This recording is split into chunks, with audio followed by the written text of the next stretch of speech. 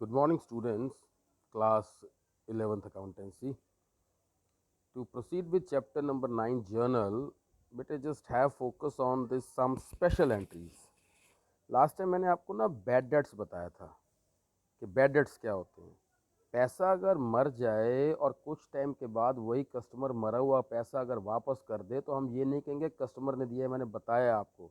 हम कहेंगे bad debt recover हुआ, पैसा आया जो मरा हुआ था, bad debt recover. Outstanding expenses, पैसा अभी देना है, सैलरी अभी देनी है।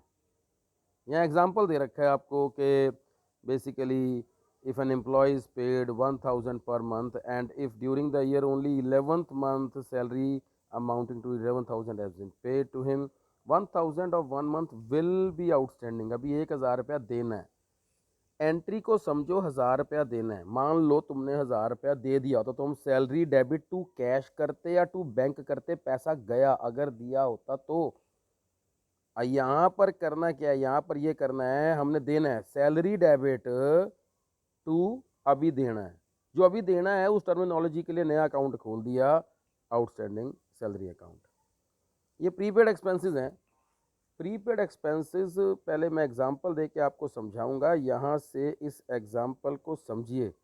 Insurance premium amounting to 1200 is paid from 1 July 2019। ध्यान से देखिए, आपने 1200 रुपये का प्रीमियम 1 साल के लिए दिया जो 1 जुलाई 2019 से 30 जून 2020 तक जाएगा। ओ भाई, अगर देखा जाए 30 जून 2020 का जो करंट ईयर है वो 31 मार्च 2020 तक जाना है। यानी कि 31 मार्च के बाद अप्रैल मई जून जो 2020 का है वो हमारे लिए एक तरह से एडवांस खर्चा हमने कर रखा है। तो हमने इंश्योरेंस प्रीमियम टू कैश, हमने पैसा दिया है 1200 रुपया, लेकिन 1200 रुपये में से 300 रुपये अगले साल का एडवांस दे रखा है। हम ये कहेंगे कि भाई प्रीपेड इंश्योरेंस 300 रुपया डेबिट टू इंश्योरेंस प्रीमियम। यहाँ पर देखा जाए इंश्योरेंस प्रीमियम 1200 से डेबिटेड था, 300 से क्रेडिटेड है, तो 900 का ही खर्चा बैलेंस इस साल का माना जाएगा। डेप्रिसिएशन होती है घिसाई। भाई ध्यान से सुनो, कोई असेट अगर घिस गया तो हम ये तो कहेंगे नहीं ना वो पैसा आपकी जेब से तो नहीं गया, वैल्यू ही कम हुई ना। डेप्रिसिएशन डेबिट टू कैश होता अगर तुमने कुछ पैसा दिया होता, पैसा घिसाई का थोड़ा जाता है, पैसा असेट पे डेबिट किया जाता है, तो हम कहेंगे depreciation debit to that particular asset जिस पे ये खर्चा आया। Interest on capital, interest on capital क्या होता है? पूंजी पे ब्याज। ध्यान से मेरी बात को सुनना, फोर फादर्स ने आपको 10 लाख रुपए दिए, ले बेटे जाके व्यापार कर ले, तो आप एंट्री क्या करते थे? आप एंट्री करते थे स्टार्टिंग में cash account debit to capital account 10 lakh रुपया। टू कैपिटल का मतलब है जायदाद 10 लाख से बढ़ गई, कैपिटल अकाउंट में 10 लाख चला गया। साल के बाद आपने कुछ कमाया तो आपके फोर फादर ने पूछा भाई कितना कमाया आपने, तो आपने कहा जी मैंने जो है ना 1,20,000 रुपये कमाया। फोर फादर्स आपके कहते हैं, पापा आपके कहते हैं भी 1,20,000 कमाया, मान लो तू कोई बिजनेस ना भी करता, 10 लाख रुपये अगर हम बैंक में डालते ना तो लाख रुपया तो बैंक ही ब्याज दे देता, तूने सिर्फ 20,000 रुपये कमाया।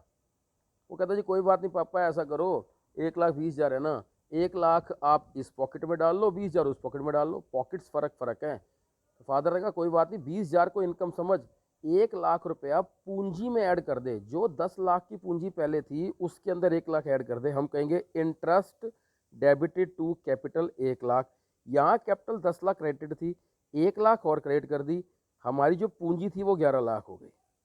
इसे कहते हैं interest on capital. Interest on drawing, भाई इंटरेस्ट ऑन ड्राइंग है क्या? तुमने अपने फादर को कहा कि पापा 50,000 दे दो फलाने काम के लिए चाहिए। फादर कहते जो 50,000 में अगर बाजार में किसी और को देता तो मुझे ब्याज तो देता, 1,000-1,200 देता। अगर मैं किसी को 50,000 इंटरेस्ट देता था तो भी मुझे देता। तुम अगर 50,000 लेके जा रहे हो तुम भी मुझे ब्याज दो, ये बिजनेस का रूल है। भाई तुम पर्सनल खर्चे से लेके जा रहे हो ना, या तो तुम 49,000 ले जाओ और 50 समझ लो, या 50,000 जो आप बेसिकली इंटरेस्ट बाजार से मिलता तुम भी हमारे को दो। वो कहता है इंटरेस्ट ऑन ड्राइंग तो एक तरह से बिजनेस के लिए इनकम हो गया। देखिए ये इलस्ट्रेशन नंबर 15 में छठी entry, charge interest on drawing 8,000 रुपया। आप सीधा सीधा एंट्री देखो, drawings account debit to interest on drawing. भाई drawing account debit to interest on drawing, interest on drawing हमने 8,000 रुपया चार्ज कर दिया। पहला वही है, receive 20,000 from Subhash which was return of as bad debts in the previous year. 20,000 रुपये आया तो हम पहली एंट्री करेंगे cash account debit to Subhash, नहीं करेंगे टू बैड डेट रिकवर करेंगे। सुभाष को तो हम डेड कर चुके हैं अपने खातों में बैड डेट्स करके। Salary due to clerk, due का मतलब है पैसा अभी देना है, salary debit to outstanding salary. Out of the rent paid this year 10,000 is related to next year. 10,000 prepaid खर्चा है, तो prepaid rent to rent, basically ये आपका प्रीपेड एक्सपेंसेस की एंट्री है। Provide 10% depreciation on furniture costing 50,000। 50,000 पे 10% 5,000 रुपया होता है। कहता है ठीक है जी, depreciation to that particular set 5,000 रुपया ये आ गया। नेक्स्ट है provide 12% interest on capital amounting to 10 lakh. 10 lakh का 12% 1,20,000 होता है, तो इंटरेस्ट डेबिट टू कैपिटल में 1,20,000 रुपया ऐड कर दिया, पहले जितनी कैपिटल थी 1,20,000 से बढ़ गई। नेक्स्ट देखो बेटे, expenditure on installation of machinery and to the erection of building. पहले रॉ लैंग्वेज में सुनना क्या है।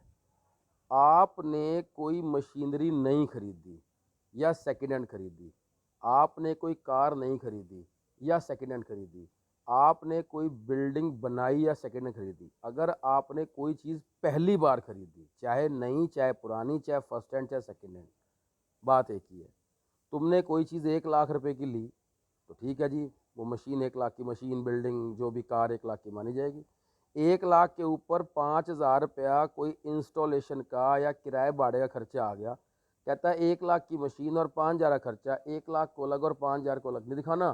तुम 1,05,000 की वो चीज़ समझ लो, मशीन ही 1,05,000 की है, 5,000 रुपये अलग दिखाना अलाउड ही नहीं है। मशीन को 1,05,000 की माना जाएगा। Machinery and building are the assets of the business. As such, any expenditure incurred on the carriage and installation of the machinery, such as freight, transit expenses, installation, wages paid for the installation, etc., is treated as capital expenditure and is debited to machinery account. Similarly, any expenditure incurred on the construction of building, such as purchase of build material and the payment of wages, are also treated as capital expenditure and such expenditure is debited to building account. अगर last line देखो, however repair charges incurred on asset, पुराने asset पे कोई repair which is already appearing in the books, जो asset पहले से किताबों में है उसके लिए रिपेयर का अकाउंट बनेगा। पहली एंट्री देखो, bought goods from Nilesh for cash 50,000, also paid 1,000 for their carriage. भैया आपने सामान खरीदा, बिल्डिंग नहीं खरीदी है, तो सीधी सी याद है एंट्री होगी परचेज डेबिट 50,000, कैरेज डेबिट 1,000 और to cash 51,000। Carriage inward, inward का मतलब है माल के आने पे जो बेसिकली खर्चा आप कर रहे हैं। फिर है paid to Sita 9650 in full settlement of his dues. 10,000 के बदले आपने 9650 दिया तो यार आपको डिस्काउंट मिला। सीता डेबिट 10,000 टू कैश, इतना पैसा आपने दिया, 350 डिस्काउंट मिला। Third, purchase the machinery by giving a cheque of 3 lakh and paid 25,000 in cash as wages on installation. 3 lakh cheque से दिया, 25,000 आपने किसी बेसिकली इंस्टॉलेशन का दिया। भाई तुमने 3.25 लाख की मशीन, 25,000 का इंस्टॉलेशन, 3.25 लाख की मशीन मानी जाएगी, 25,000 अलग से नहीं दिखाना। देखो third entry, machine debit 3.25 lakh है, बैंक से इतना गया, कैश इतना गया। मशीन को 3.25 लाख से डेबिट करना है, machine debit 3 lakh, installation debit 25,000, ऐसा नहीं होगा। इंस्टॉलेशन का खाता 25,000 का नहीं बनेगा, मशीन का मशीन ही 3.25 लाख से डेबिट होगा। अगर मशीन 3 लाख अलग और 25,000 की इंस्टॉलेशन अलग कर दी तो वो गलत हो जाएगा। फिर कहता है कि bricks for 15 lakh and timber for 10 lakh purchase for the construction of building, the payment was made by cheque. भाई 15 और 10 आपने 25 लाख रुपए के बिल्डिंग मटेरियल खरीदा है, तो बिल्डिंग को 25 लाख से डेबिट करेंगे, 15 और 10 को अलग अलग नहीं दिखाएंगे। टू बैंक, आपने इतना पैसा दिया। Paid 2500 for repair of office furniture, office furniture पहले से किताबों में है, उस पर रिपेयर करी 2500 की, ये रिपेयर खर्चा अलग से आएगा, रिपेयर डेबिट टू कैश 2500 रुपया और जनरल का टोटल लास्ट में किया जाएगा। टुडे कुछ स्पेशल एंट्रीज थी, on the basis of this आप 18th क्वेश्चन तक करिएगा। That's it, good bye and make sure एक चीज़ ध्यान से, कोई भी क्वेश्चन आप करें बिना फॉर्मेट के ना करें, पहले फॉर्मेट बना के उसके स्पेसिफाई कॉलम्स रोज़ बना के उसके बाद ही एंट्रीज को पोस्ट करें, इससे नीटनेस आएगी और उसकी हैबिट बनी रहेगी। That's it. Goodbye.